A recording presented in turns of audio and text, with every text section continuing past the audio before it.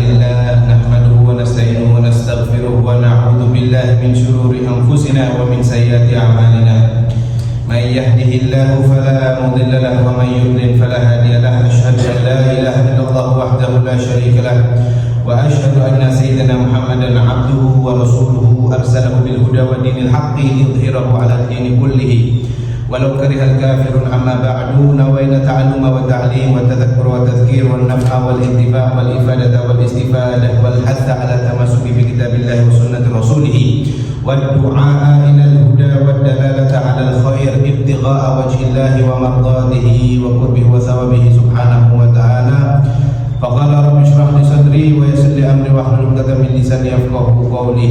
أما بعد, syukur alhamdulillah, pada sore hari ini kita semua berada di malam atau di hari ke-22 di bulan Ramadan, yang mana insyaallah ta'ala nanti malam kita mulai akan memasuki ke malam ganjil selanjutnya di akhir bulan Ramadan ini, yaitu malam 23. Maka mudah-mudahan Allah Subhanahu wa ta'ala masih memberikan kepada kita semua semangat untuk mengejar malam Lailatul Qadar, malam kemuliaan, yang mana Allah sudah berfirman di dalam firman-Nya surat Al-Qadar, a'udzubillahi minasyaitonir rajim, bismillahirrahmanirrahim, inna anzalnahu fi lailatul qadar wa ma adraka ma lailatul qadar lailatul qadri khairum min alfi syahr. Jadi ila akhir ayat. Jadi ketika Allah Subhanahu wa taala menurunkan Al-Quran di malam-malam kemuliaan, kita sebagai hamba Allah wajib mencari, mengejar malam itu. Jadi jangan sampai pada saat ini mungkin bisa jadi euforia yang terjadi, orang-orang sudah mulai ramai memadati pasar-pasar untuk membeli baju dan lain sebagainya. Untuk pembelian baju online shop, scroll keranjang kuning, keranjang hijau dan lain sebagainya tidak ada masalah, sesuai dengan kebutuhan untuk persiapan kita menuju hari kemenangan. Akan tetapi jangan sampai persiapan kita itu malah meninggalkan, bahkan melewatkan malam-malam ganjil ini. Sayang ya, sudah berapa banyak di antara kita semua, saudara-saudara kita tahun lalu masih mengharap untuk berjumpa dengan Ramadan tahun ini, tapi Allah Subhanahu wa taala sudah menakdirkan mereka di dalam liang kubur pada saat ini. Semoga Allah ampuni dosa-dosa mereka dan Allah dan mudah-mudahan Allah juga mempertemukan kita semua dengan bulan Ramadan tahun depan dalam keadaan sehat walafiat di masjid ini insyaallah. Maka dari itu hadirin, paling tidak apabila kita memiliki kegiatan atau ma'isyah, pencari nafkah ya, tidak sempat untuk bisa iktikaf sampai malam hari raya Idul Fitri, paling tidak duduknya kita sore hari ini niatkan iktikaf. Setiap masuk ke dalam masjid manapun ya, niatkan iktikaf. Nawaitul iktikaf fi hadzal masjid lillahi ta'ala, di dalam hati ya. Niatkan untuk berupaya, karena iktikaf itu tidak ada suatu rahasia yang mana tidak ada yang tahu pahalanya kecuali hanya Allah dan hambanya tersebut ya. Jadi besar sekali pahala orang-orang iktikaf. Makanya Rasulullah SAW apabila sudah memasuki 10 hari akhir, disebutkan di riwayat yang sahih Bukhari Muslim, apa? Wasyadda wasadda mizan. Beliau merapatkan, mengunci perutnya, istilahnya mengencangkan tali sarungnya. Untuk apa? Untuk ibadah kepada Allah Subhanahu wa ta'ala. Jangan sampai manusia seperti kita-kita ini merasa sudah paling top, paling hebat, paling sudah merasa lengkap ibadahnya. Nabi yang sudah dipastikan pasti masuk surga, dan pertama kali yang membuka pintu surga Nabi kita Muhammad SAW, beliau masih sampai pecah-pecah kakinya. Sampai istrinya Aisyah mengatakan, lima fa'alta hadza ya Rasulullah, mengapa engkau melakukan ini ya Rasulullah? Sesungguhnya engkau sudah dijamin oleh Allah pasti masuk surga. Bukan seperti kita yang belum tahu jaminan, belum tahu apa, belum tahu baunya surga bagaimana ya, sudah merasa sudah ahli surga. Tapi apa jawab Rasulullah? Ya Aisyah, afala akuna abdan syakura. Allahumma shalli ala sayyidina Muhammad. Gak bolehkah aku jadi hambanya Allah yang bersyukur? Jadi anggapannya itu para ulama mengatakan ahli ibadah, sholatnya Nabi itu seperti halnya kita ini, seperti halnya kita lagi bayar bayar cicilan kepada pangeran. Istilahnya seakan-akan kita ini sujudnya, kita ini hitungannya seperti kita ini membayar apa yang sudah diberikan kepada Allah, memberikan apa yang sudah Allah kasih, nafas, rezeki sudah gratis, bayarannya itu mana, balasannya ya sujud kita ya, gitu. Jadi jangan merasa kalau kita sudah sujud, aku wis mari selesai pahala, selesai kewajiban, wassalamualaikum, tutup pembicaraan ya. Jadi ayo, khususnya untuk menghatamkan Al-Quran, jangan sampai pegang HP-nya kita melebihi daripada pegangnya kita kepada Al-Quran. Yang baru 1 kali hatam jangan bangga, ada yang sudah 2 kali hatam. Yang 2 kali hatam jangan bangga, masih ada yang 3 kali hatam. Ini masih Ramadan ya. Karena memang setiap tahunnya itu euforia atau bau-bau Idul Fitri sudah terasa dari hari-hari seperti sekarang ini. Ya sudah mulai ngantri-ngantri ya kan, kemarin di mal-mal seperti di DP di mana sudah sampai wah nggak masuk logika lah ya. Jadi bayangkan apabila ada Nabi kita Muhammad SAW saat ini. Bayangkan apabila Nabi hidup pada saat ini melihat umatnya yang seperti itu. Ya Allah ya. Kita yang sudah diangan-angankan, kita yang sudah dibangga-banggakan, tapi tidak ada masalah untuk membeli pakaian, tidak ada masalah. Cuman jangan sampai kita melupakan nasib kita untuk akhirat. Khususnya adab kita dalam membaca Al-Quran ya. Al-Quran yang kita bahas pada setiap harinya, yang setiap harinya, yang khususnya Ramadan tahun ini kita bahas tentang Al-Quran. Al-Quran ada ilmu yang paling mulia. Rasulullah SAW bersabda dalam hadis yang diriwayatkan oleh Imam Bukhari, sebaik-baiknya orang di antara kalian adalah orang yang belajar Al-Quran dan mengamalkannya. Kita saat ini di awal Ramadan sampai hari ini insyaallah penutupan surat Al-Kahfi. Habis gini sudah surat Al-Kahfi habis, ayat 106 sampai 110. Duduknya kita di awal bulan Ramadan tanggal 1 sampai hari ini tanggal 22 untuk membahas Al-Quran. Maka mudah-mudahan kita termasuk dalam golongan hadis yang Nabi Muhammad SAW katakan ini ya. Sebaik-baiknya orang di antara kalian mereka yang belajar Al-Quran dan mengamalkannya. Lalu kemudian Al-Quran akan menjadi syafaat bagi orang yang membacanya pada hari kiamat. Rasulullah SAW bersabda dalam hadis yang diriwayatkan oleh Imam Ahmad, bacalah kalian Al-Quran karena Al-Quran itu akan datang pada hari kiamat memberi syafaat bagi pembacanya. Nah, ini dalil hadis-hadis keutamaan dan adab Al-Quran. Lalu kemudian membaca Al-Quran adalah mengangkat derajat seseorang di surga.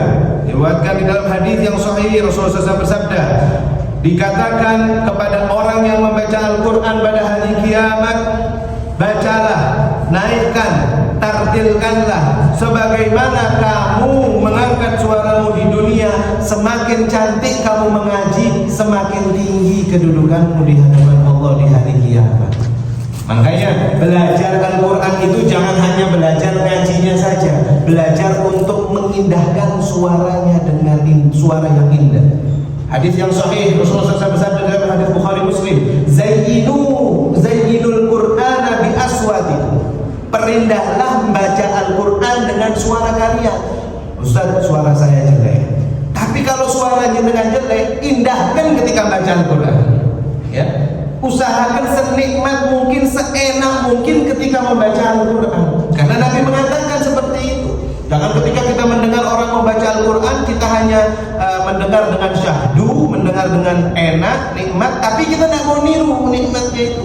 Kita tidak mau niru seindah suaranya. Memang betul, mungkin ada orang anak-anak kita yang di masjid atau yang ketika darusan, ketika ngaji mirip-mirip dengan Imam Masjidil Haram, seperti Imam Sudes atau Imam Mahir Al-Mu'akali atau imam-imam yang lain. Jangan diketawain, nggak ada masalah. Meskipun mungkin nafasnya rada naik dan turun, naiknya seperti naik roller coaster, turunnya seperti turun ke sumur. Jadi kadang sampai hilang suara itu, ya kan? Tidak ada masalah, tapi usaha untuk mengaji dengan indah, ya, sesuai dengan sabda Nabi kita Muhammad SAW, Zayyinul Qur'ana bi aswatikum. Perindahlah membaca Al-Quran dengan suara-suara kalian.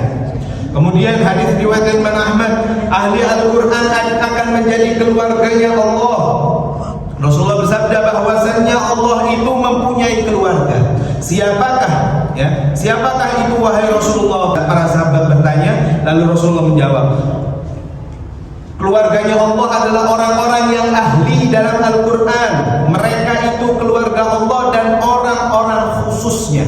Maksudnya apa? Orang yang hafal Al-Quran dan orang yang membaca adalah keluarga Allah. Jadi nanti di hari kiamat pasti orang yang suka Al-Quran, cinta sama Al-Quran. Bahkan ulama mengatakan ketika mengaji itu, ya ulama dulu saking senengnya sama Al-Quran, cintanya sama Al-Quran, ketika ditutup Shadaqallahul Azim, ditutup dicium.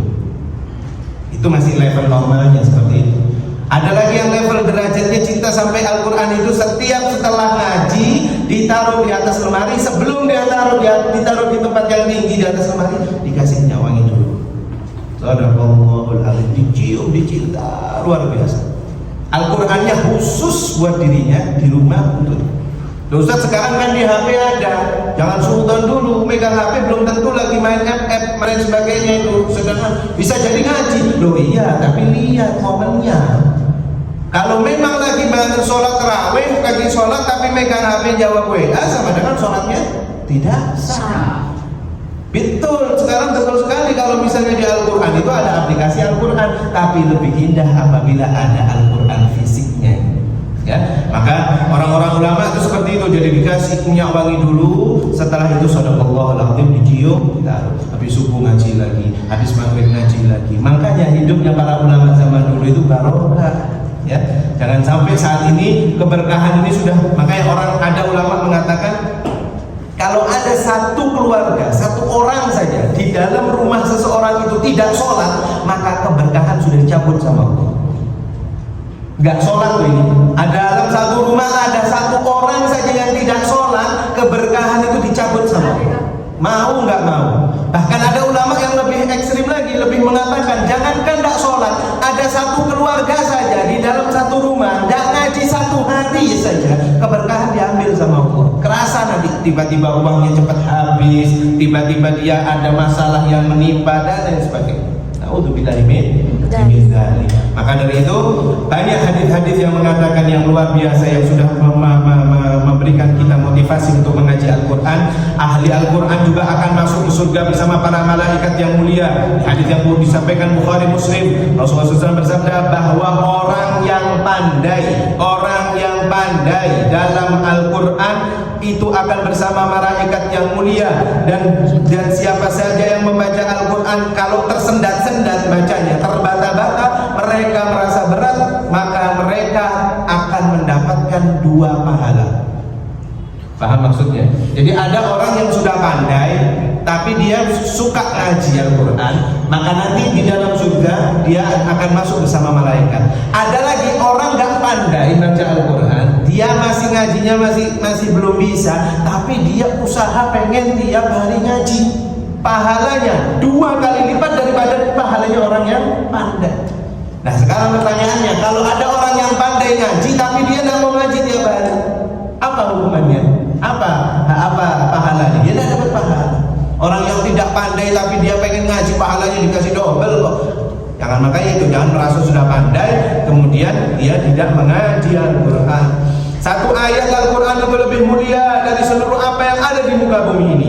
Ya, sebutkan di dalam hadis yang sahih, Rasulullah SAW bersabda bahwasanya dia yang mengajarkan Al-Quran, maka sampailah pada satu ayat, maka beliau katakan salah seorang, ambillah ayat itu demi Allah, sungguh ayat itu untukmu lebih bagus daripada muka bumi. Ya.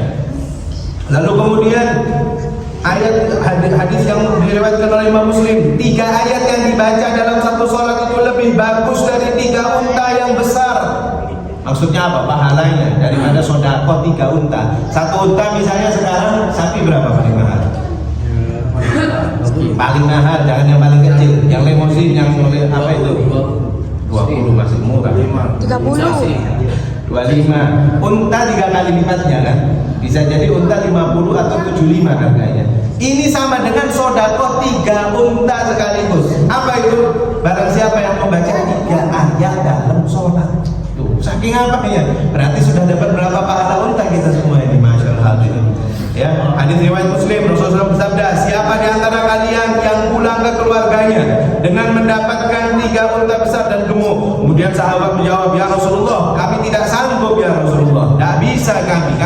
kuat dengan harga unta yang mahal. Lalu Rasulullah SAW menjawabnya, apabila kalian ingin mendapatkan itu, 3 ayat yang kalian baca dalam sholat itu lebih utama, lebih bagus daripada 3 unta besar yang gemuk yang bagus.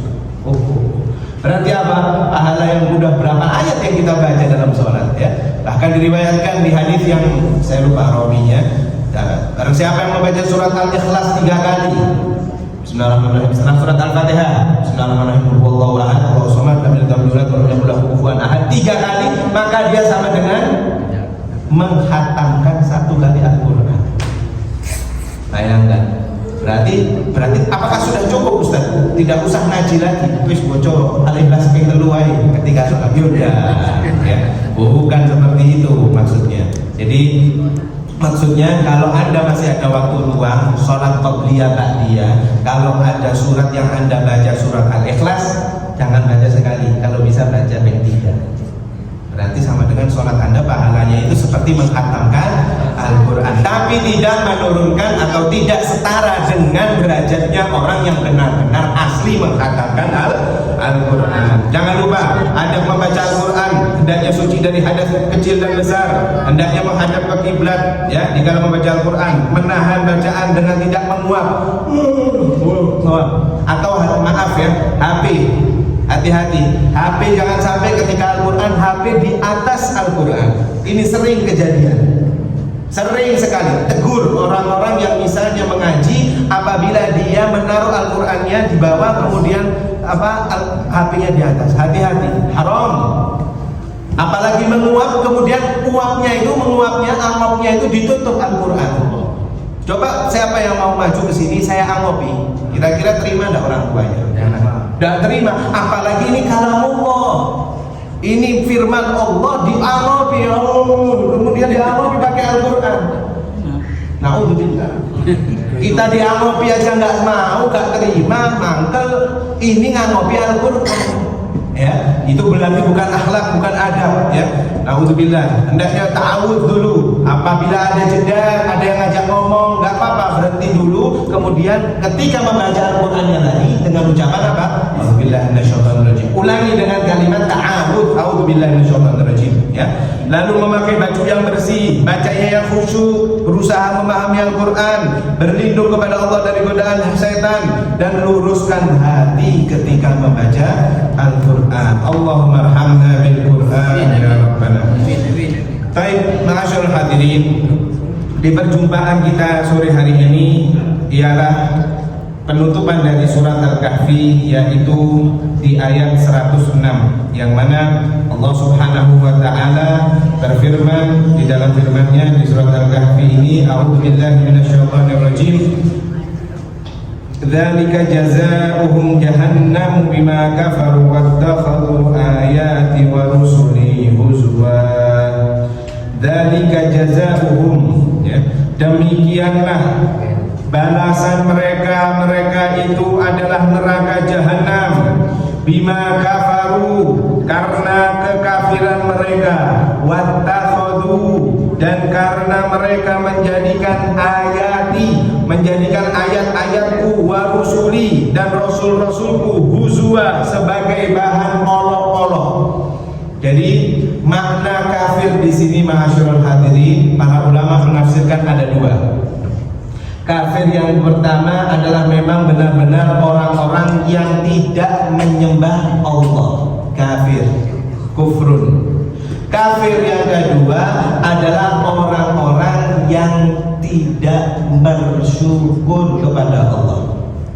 Sekarang panjenengan, seandainya ada yang ngasih uang, tiba-tiba dikasih 100.000, tidak tahu kenapa saya ngasih, bisa contoh ke Amir 100.000, tidak tahu kenapa saya ngasih 100 ke Amir. Ya, contohnya ada Amir di sini. Gak tahu kenapa sebab musababnya saya kasih 100. Tapi saya ini ngasih ke Afgan 200. Amir tahu kalau saya memberikan uang ke Afgan 200, ke kamu 100. Kira-kira Amir ada rasa enggak di dalam hatinya? Hah? Ada rasa enggak? Loh, kok aku 100, sing kira 100? Bertanya-tanya. Padahal kan harusnya nggak ada masalah kan, saya memberi Afgan misalnya 200, kamu 100. Wong kamu juga saya kasihnya bebas, bukan karena kamu disuruh atau kamu karena ada reward dan lain sebagainya, ya kan? Tapi kenapa hati manusia ini kadang-kadang kalau melihat rezeki orang lain lebih tinggi, padahal dia sudah dikasih rezeki sama Allah, tapi karena tetangganya dikasih rezeki lebih, hati mesti Allah ini lebih agung, ya kan? Geremeng. Padahal kan harusnya bersyukur, ya kan? Berarti itu artinya apa? Di dalam hati manusia itu ada sifat iri yang luar biasa. Padahal Allah sudah adil memberikan rezeki tak terduga-duga kepada fulan 100.000, kepada fulan 200.000. Padahal harusnya tanpa ada rasa iri pun, aku sudah dapat rezekinya segini dari Allah. Berarti ini artinya apa? Kufur nikmat. Ya, jadi makna kafir atau kufur di sini para ulama mengatakan yang pertama adalah orang yang memang benar-benar tidak menyembah Allah, dan yang kedua mereka kufur yang dimaksud adalah dia tidak mensyukuri nikmat Allah. Al-qana'atu malun la yanfad.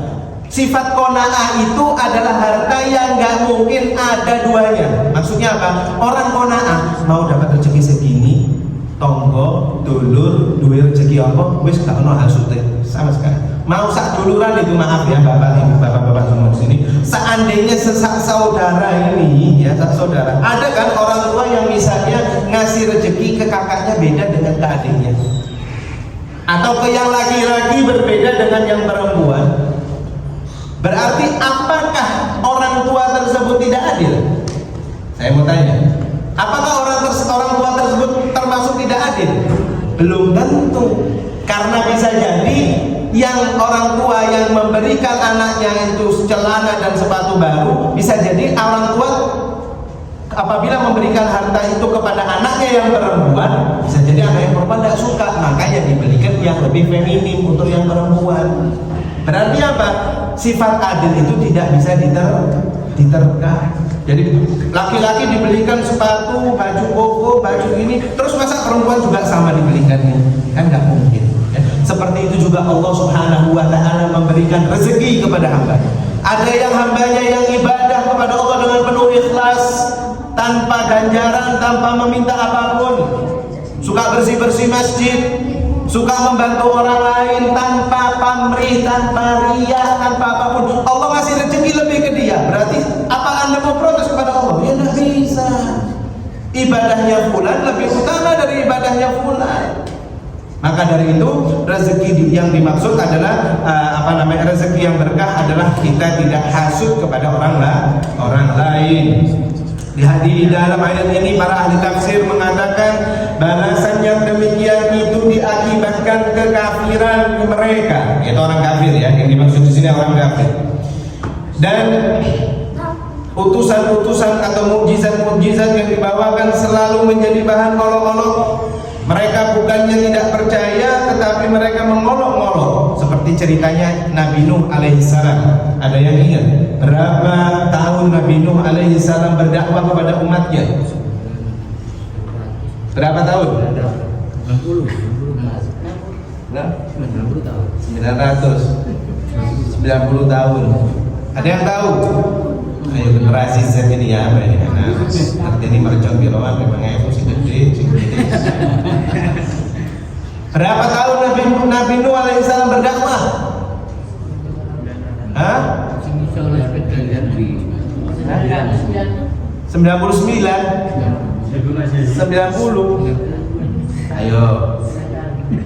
Berapa tahun Nabi Nuh? Umurnya hampir 1000 umurnya. Tapi dakwahnya Nabi Nuh alaihissalam berdakwah 900 tahun lamanya. Tapi yang ikut berapa orang? 10 orang. 8 berdakwah, hei ayo nyembah Allah, ditutup telinganya ya. Apa? Mereka sebagian menutup kepalanya. Ada yang mengeluh Nabi Nuh itu orang gila, ada yang menutup telinganya. Yang selamat di kapalnya Nabi Nuh cuma 80 orang. Dan kita ini sekarang ini termasuk umatnya Nabi Nuh juga. Kalau nggak ada yang naik ke kapal pada saat itu, wassalamualaikum, nggak ada sudah. Ya. Jadi sudah segitu lamanya ratusan tahun yang berdakwah, tapi hanya 80 orang saja yang ikut. Ya. Jadi Allah Subhanahu wa taala mengatakan dalam firman ini, ayat surat Al-Kahfi ayat 106, wa rusuli huzwa, hati-hati, dzalika jazaohum, barang siapa yang mengolok-olok rasulku, mengolok-olok nabiku, mengolok-olok orang-orang baikku, utusanku, jazaohum, nanti jahannamu, ya, dzalika jazaohum jahannamu bima kafaru, hati-hati, jahannam. Nah, nanti di para ulama mengatakan di tafsir Ibnu Katsir, maksudnya sesungguhnya pasti ini maksudnya sudah penekanan. Allah akan membalas dengan adabnya, yaitu tiada lain kekafirannya yang menjadikan olok-olokan ayat-ayat Allah dan rasul-rasulnya Allah itu dengan neraka jahanam. Jadi neraka jahanam itu neraka yang levelnya paling tinggi, bukan main game aja, ada level-levelnya. Neraka juga ada levelnya. Ya, a'udzubillahi min dzalik. Lalu kemudian di ayat selanjutnya 107, a'udzubillahi minasyaitonir rajim, innal ladzina amanu wa 'amilus solihati kanat lahum jannatul firdausi nuzula. Innal ladzina, sungguh orang yang amanu, beriman, wa 'amilus solihati, dan yang mengerjakan kebaikan, kanat lahum, untuk mereka itu disediakan jannatul firdausi, surga firdaus. Apa surga firdaus yang sudah kita bahas? Surga yang paling tinggi, ya. Nuzula sebagai tempat tinggal. Nah, di sini para ahli tafsir menafsirkan bahwasannya surga firdaus itu diriwayatkan, ya, sesungguhnya orang-orang yang beriman itu kepada Allah dan yang membenarkan Rasulnya dan yang berbuat amal soleh. Hati-hati, ada orang yang beriman, ada orang yang beriman kepada Allah, beriman kepada Rasul, tapi dia tidak beramal soleh. Hati-hati, STNJ, sholat terus, maksiat jalan, ya kan? Jadi sholatnya iya, judi online iya, sholatnya iya, posone iya, zinane iya, sholatnya iya, malingnya iya. Na'udzubillahi min dzalik. Ya. Jadi kalau memang ada orang-orang yang seperti itu, berarti belum termasuk kategori di ayat 107 ini. Yang dimaksud oleh Allah Subhanahu wa taala di ayat ini ialah orang-orang yang beriman dan juga yang beramal soleh. Ada orang baik, orang jujur, orang yang dikenal oleh masyarakat dermawan, tapi satu kurangnya, dia tidak sholat. Berarti apakah dia termasuk orang baik? Sudah dipastikan dia tidak termasuk orang baik. Mengapa? Karena dia tidak sholat. Mau dia sudah ibadah apapun itu, kebaikannya sebagaimana besarnya di hadapan masyarakat, dermawannya bagaimanapun, tapi kalau tidak sholat, sama dengan dia tidak menjadi orang baik. Loh, yang mengatakan siapa? Yang mengatakan Allah sendiri. Apa itu di dalam firman-Nya? Inna sholata tanha 'anil fahsya'i wal munkar. Al-Ankabut, ditambahin mana? Surat apa itu? Bukan. Al-Ankabut. Inna sholata tanha 'anil fahsya'i wal munkari wal baghi. Seperti halnya ketika khatib sedang berkhutbah. Sesungguhnya sholat itu membuat perisai, ya, menghalangi orang-orang untuk tidak berbuat fahsya, keburukan dan mungkar. Jadi kalau ada orang baik tapi dia belum sholat, maka dia belum dikatakan orang baik. Orang baik, sekarang pertanyaan dibalik. Nah terus ada orang masih sholat tapi dia perbuatannya masih tidak baik, bagaimana? Kan ada kan, diputer sekarang, dibalik kan. Gimana? Dia sholat tapi si zina, dia sholat si mabuk, dia sholat tapi si narkoba, dia sholat tapi si maling. Bagaimana seperti itu? Katanya berimbang kan? Katanya biar imbang, ya kan?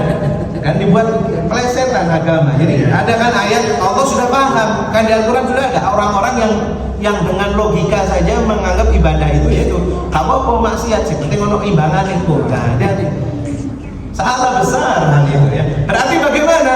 Berarti sholatnya belum ikhlas karena Allah. Orang kalau memang sholatnya sudah ikhlas karena Allah, pasti jaminannya inna sholata tanha anil fahsya'i wal munkar. Pasti dia terhindar dan menghindari sebuah kemungkaran dan kemaksiatan. Sek sholat tapi sek pacaran. Berarti bagaimana ini? Berarti sholatnya belum ikhlas. Malam 23 ini putuskan semua yang namanya pacaran. Selesai, wassalamualaikum. Syawal, undang ustaz-ustaz yang ada di sini untuk lamaran nikah. Selesai. Nikah masal bisa, nikah ulah gratis. Selesai. Rezeki orang-orang yang jomblo-jomblo ini satu rezekinya. Tapi kalau sudah menikah disebutkan dalam hadis yang sahih, Allah bukakan rezekinya seperti dua. Allah bukakan rezekinya dua. Dia punya anak, Allah bukakan tiga. Anaknya dua, Allah bukakan rezekinya empat. Kalau pertama anaknya empat, berarti Allah berikan 8. Itu sudah jaminan rezeki itu. Jadi makanya yang juara bertahan jomblo-jomblo ini harus dan selesai dan lari, ya. Jadi maka dari itu Allah Subhanahu wa taala mengatakan apabila kamu memohon kepada Allah maka ini disebutkan di dalam hadis yang sering kita sampaikan, hadis rawahu Bukhari dan Muslim yang disampaikan oleh Abu Hurairah. Rasulullah SAW bersabda, apabila kamu memohon kepada Allah maka mohonlah surga Firdaus, karena surga itu adalah surga yang paling mulia dan yang paling tinggi, dan di atasnya terdapat arsy Ar-Rahman, dan surga Firdaus itu mengalir sungai-sungai yang indah. Rawahu Bukhari Muslim. Makanya sering kita katakan apabila orang sholat, apabila orang meminta surga, jangan nanggung-nanggung, mintanya jannah Firdaus, surga Firdaus. Ya, jadi kalau sudah minta surga Firdaus, jangan cukup sekali mintanya, berkali-kali. Seperti halnya anak kecil, anak-anak kita yang kecil minta permen ke kita tidak langsung merespon kan. Tapi kalau sudah mintanya sampai ngerengek, sampai narik-narik, ya saya sampai nangis baru kita kasih, ya kan. Seperti itu juga hamba Allah. Kalau kita cuma minta, Rabbana atina fid dunya, langsung berdiri, ya kapan Allah mau ngasih kita jadi orang kaya, jadi orang yang sukses dunia akhirat? Mintanya geru, benar-benar minta kepada Allah seperti anak kecil yang meminta kepada orang tuanya sesuatu. Sudah jaminan di surat Al-Baqarah, apa itu? Ud'uuni astajib lakum, mintalah kamu kepadaku. Para ulama menafsirkan yang dimaksud minta ini ya bukan minta cuma assalamualaikum doa, assalamualaikum enggak. Mintanya itu benar-benar khusyuk, benar-benar minta. Fastajib lakum, pasti aku kasih. Jadi kali yakin itu. Pengen rumah, pengen mobil, pengen motor, sampai sekarang belum kesampaian, berarti mintanya kurang. Allah pasti ngasih, pasti, karena keyakinan seseorang itu berbeda-beda. Ada orang yang yakinnya tuh kayaknya bukan kaya karena turunan, kayaknya karena pasti, karena ngadunya minta langsung jalur langit. Ya, maka langsung Allah, apalagi ini mustajab doa Ramadan, apalagi malam-malam ganjil, apalagi dia ikhlas mintanya pada Allah, pasti. Karena yang ngomong pasti bukan saya, Allah yang ngomong di Al-Quran. Jadi jangan pernah kita hasut, iri, dengki kepada saudara-saudara kita yang sukses, yang mereka sudah punya motor bagus, mobil bagus, rumah lebih dari satu, berarti ibadahnya bisa jadi lebih tinggi daripada kita. Ya, mudah-mudahan Allah memberikan keistiqomahan ibadah kepada kita semua dan mengabulkan hajat dunia dan akhirat kita. Lalu kemudian di ayat 108 yang masih nyambung dengan ayat 107, Allah mengatakan khalidina fiha la yabghuna anha hiwala. Mereka itu kekal. Siapa mereka? Mereka itu artinya ahli surga. Surga apa tadi? Surga Firdaus. Khalidina fiha. Mereka kekal fiha, di dalamnya. Kita di dunia umurnya berapa? Cuma ada tanda tangan kontrak sama Allah. 60 sampai 70 tahun. Itu pun kalau nyampe. Kalau lebih berarti dapat bonus. Kalau bonus pun dilihat, bonusnya itu tuba liman qala umruhu wa hasuna amaluhu. Beruntung orang yang panjang umur dan baik amalnya. Ada yang tua-tua keladi, makin tua makin jadi. Makin tua makin maksiatnya jos. Naudzubillah min dzalik. Jadi sudah tanda tangan kontrak 60 sampai 70 tahun, nyampe alhamdulillah disyukuri nambah ibadah, lebih berarti ibadahnya dilebihi lagi. Ya, karena umur seseorang di dunia itu ada waktunya. Tapi kalau di surga, khususnya surga Firdaus, Allah mengatakan di sini khalidina fiha. Mereka kekal fiha di dalamnya, la yabghuna anha hiwala. Mereka tidak ingin keluar dari sana, pindah ke tempat lain. Yo pasti. Nek wis mlebu surga mau sampe metu maneh. Yo gak gelem. Ya. Di sini tapi Allah menceritakan orang-orang ini, berarti di ayat ini Allah menekankan bahwasannya orang-orang ahli surga itu kalau sudah masuk dalam surga sudah la yabghuna anha hiwala, enggak mau keluar kemana. Oh jadi kata-kata ya Allah aku sudah senang di surga ini. Berbeda dengan orang-orang yang di dalamnya naudzubillah dari naro jahannam atau naro neraka wel wailul lil mutaffifin, ya hati-hati. Atau ada lagi yang di neraka yang lain. Damar ya Allah, siksa sangat pedih. Tapi kalau di surga la yabghuna anha hiwala, jangan dipindahkan dari sini ya Allah ke tempat lain, jangan. Apalagi disebutkan, udah kita bahas yang lalu, surga Firdaus itu di dalamnya, pertama di bawah arsy, dan yang kedua di dalamnya terdapat tubuh Nabi kita Muhammad SAW. Orang-orang bisa berjumpa, bisa bersalaman, bisa bertegur sapa dengan beliau. Surga Firdaus. Surga yang lain bagaimana? Salah dengan jalan surga Firdaus. Ya, maka mudah-mudahan kita dipertemukan oleh Allah di surga Firdausil A'la bersama orang tua kita, bersama anak turunan kita, bersama orang-orang yang kita cintai dan mereka mencintai kita. Lalu kemudian di ayat selanjutnya, ayat 109, Allah mengatakan, "Qul law kana al-bahru midadan li kalimati rabbi lanafida al-bahru qabla an tanfada kalimatu rabbi walau ji'na bimithlihi madada." Qul, katakanlah wahai Muhammad, ini mengatakan bahwasanya kepada Nabi Muhammad, "Lau kana al-bahru midada", seandainya lautan menjadi tinta. Tahu tinta? Anak-anak yang ngobrol, tahu tinta? Yang di belakang tahu tinta? Tidak tahu. Halo, yang belakang tahu tinta itu apa? Tinta. Nah, kan, tinta itu apa? Tinta itu tinta, kan tinta ya adalah cairan yang digunakan untuk menulis di kertas, ya kan? Tinta. Qul law kana al-bahru midadan li kalimati rabbi, katakanlah seandainya lautan menjadi tinta li kalimati rabbi, untuk menulis kalimat mengagungkan Allah ini, ya, maka pasti lanafidal bahru, pasti habislah air laut itu qabla an tanfada, sebelum menulis kalimat-kalimat Allah. Qabla an tanfada, sebelum penulisan itu selesai. Kalimat Rabbi, sebelum kalimat Tuhanmu ini atau kalimat Tuhanku. Walau jitna bimithlihi madada, meskipun kami mendatangkan dengan seperti itu lagi, yaitu dengan timbangan dengan timbangan yang sama.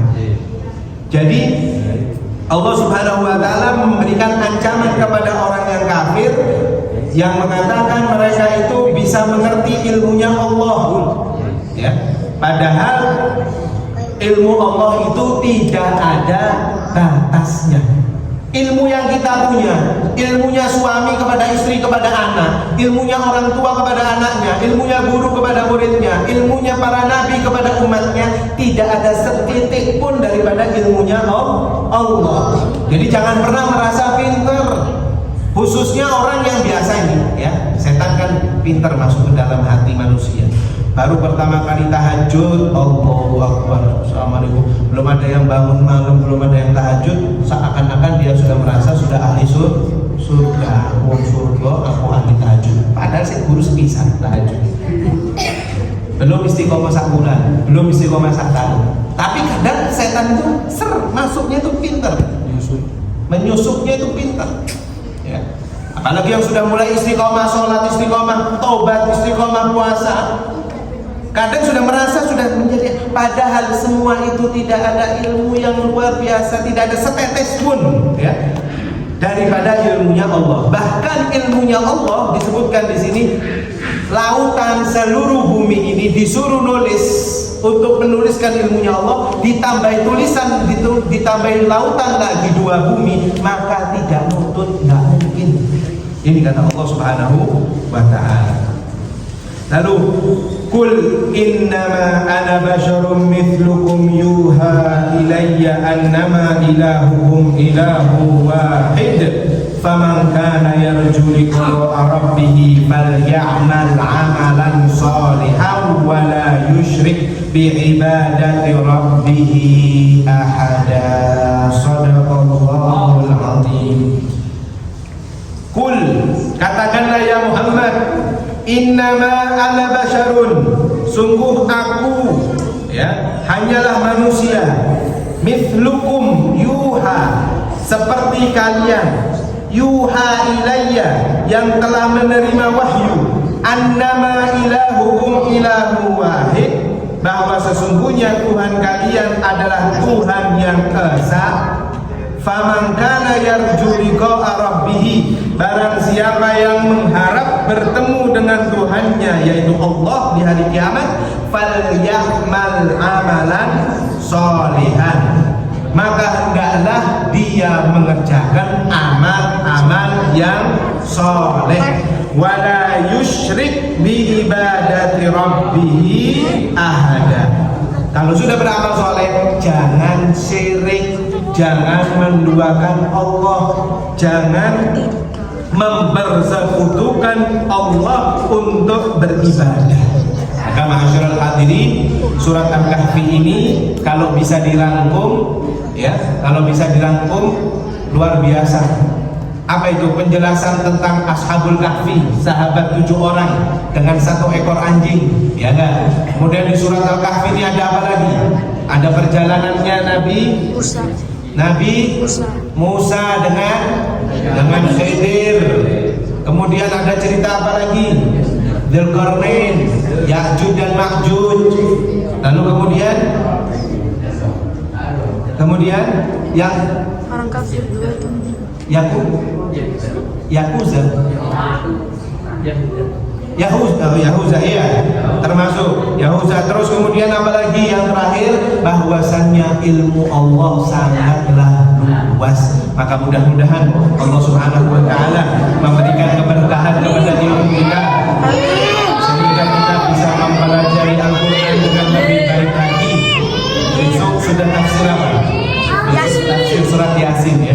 Besok awal tafsir surat Yasin. Maka mudah-mudahan Allah Subhanahu wa ta'ala memberikan keberkahan di dalam kehidupan kita, khususnya keberkahan Al-Quran di dalam kehidupan kita. Mudah-mudahan Allah Subhanahu wa ta'ala menerima pahala puasa kita, pahala sedekah kita, pahala pahala beribadah kita insyaallah. Allahumma ja'alna min hadhihi jama'ah marhumah wa tafarraqna min hadhihi ma'sumah wa la taj'alna sabiyan wa la mahmura ya arhamar rahimin wa ya arhamar rahimin. Allahumma iftah lana futuhat al-hakim wa faqihna fid din wa ilman ta'wil wa la nas'aluka sallallahu alaihi wa sallam yang syamila bi khairin wa rahmatin wa afiyah ila hadratin nabi sayyidina Muhammadin sallallahu alaihi wasallam. Bismillahir rahmanir rahim.